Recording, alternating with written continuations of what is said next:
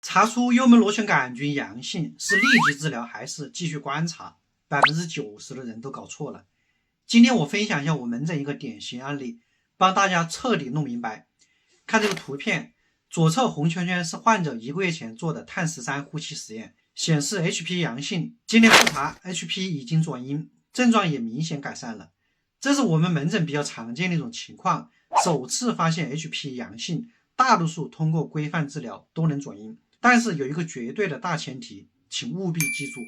查出 HP 阳性之后，强烈建议咨询专业医生，确认是否需要治疗。即使你很担心，或者有胃痛、反酸等症状，也不要自行买药或者忽视它。医生评估是决策的基石。今天这个视频有点长，我们聊一聊具体情况。如果你查出 HP 阳性，比较安静，比如没有明显的症状，或者只有轻微的不舒服，很多人觉得没事，不用管它。但是 HP 感染是全球最常见的慢性细菌感染之一，大概50%的人口携带 HP，70%的感染者可能没有明显症状，但几乎所有人都会有不同程度的慢性胃炎，内镜下清晰可见。如果放任不管，可能会变成萎缩性胃炎、消化性溃疡，甚至增加胃癌的风险。所以没有症状不等于没有问题。如果你的 HP 阳性伴有症状，比如胃痛啊、反酸、消化不良，或者有高危因素，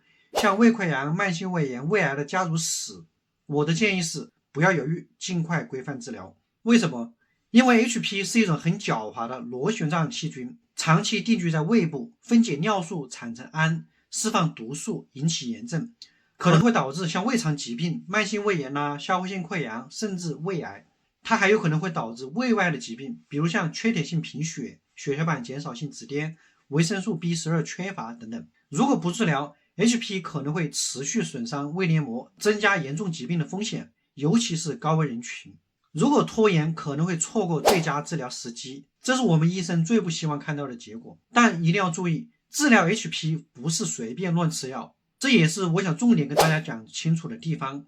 目前国内标准治疗方案是4联疗法，疗程10到14天，具体包括第一种质子泵抑制剂，比如奥美拉唑、雷贝拉唑等等，它的作用是抑制胃酸分泌，为抗生素发挥作用创造良好的环境，同时保护胃黏膜。第二种，2种抗生素，常用的组合有克拉霉素加阿莫西林、克拉维素加甲硝唑，或者四环素加甲硝唑等等。第3种药物 B 剂，像胶体果胶 B、聚氨酸 B 甲，它可以在胃黏膜表面形成保护膜，还可以同时协同抗生素抑制 HP。规范治疗后，根除率达到85%到90%以上。治疗过程中务必严格按照医生的建议，按时按量服用。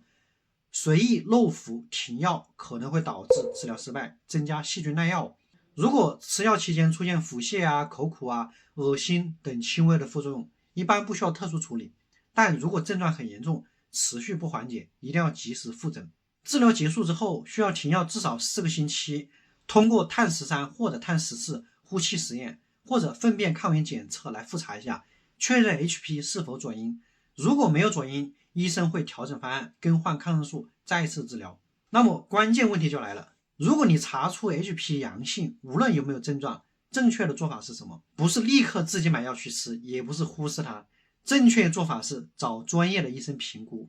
它的逻辑是这样的哈，如果你没有症状或者症状很轻微，医生可能会建议观察或者直接治疗，具体根据你的年龄、家族史啊，治疗后复查，如果 HP 转阴，恭喜你，胃黏膜炎症会逐渐消退，胃癌风险大大降低。如果你有明显症状或者高危因素，比如说胃癌家族史，医生会建议尽快治疗。根除 HP 之后，不仅症状改善，还能降低溃疡、胃癌的风险。如果没有转阴，不要慌，医生也会调整方案，比如说换抗生素，确保根除。所以看这个过程哈，它就像一个过滤器，帮我们区分哪些 HP 感染需要立刻处理，哪些可以短期观察，避免盲目用药或者忽视风险。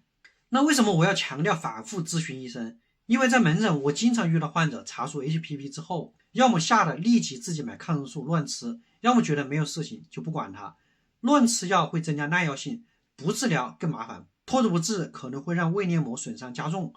所以如果你刚查出 HP 阳性，请一定要把检查报告带给医生，包括碳13呼气实验、胃镜检查结果等等。只要数据完整，我们是完全扔外院的检查，不会让你重复查，增加你的负担。当然，除了规范治疗，日常做好防护也很重要。想远离 HP 感染，记住以下几个关键措施：第一，饮食卫生，推行分餐制，使用公筷、公勺，不共用餐具、水杯，不吃生冷食物，蔬菜啊、水果、肉要洗干净，海鲜不要生吃，要煮熟。个人卫生方面，一定要养成勤洗手的习惯，尤其是饭前便后，接触生肉后，定期更换牙刷，避免口腔成为 HP 的温床。还有家庭防护，一个人感染建议全家检测，阳性的人同时治疗，餐具定期煮沸消毒或者使用消毒柜。还有高危人群筛查，40岁以上有胃癌家族史，长期胃不舒服都要定期做 HP 监测，比如碳13或者碳14。总而言之， HP 阳性处理、专业评估和规范治疗是关键。我们要给 HP 感染一个明确的判决，既不要因为恐惧而盲目用药，也不能忽视它，错过最佳治疗时机。我希望大家可以理性看待 HP 阳性这些事情，记住我今天说的，查出 HP 阳性不要慌，找医生评估，规范治疗，动态复查，最大程度保护自己，既不耽误也不过度。今天就分享这些我的心里话，希望可以帮到你。关注我，了解更多靠谱的胃肠健康知识。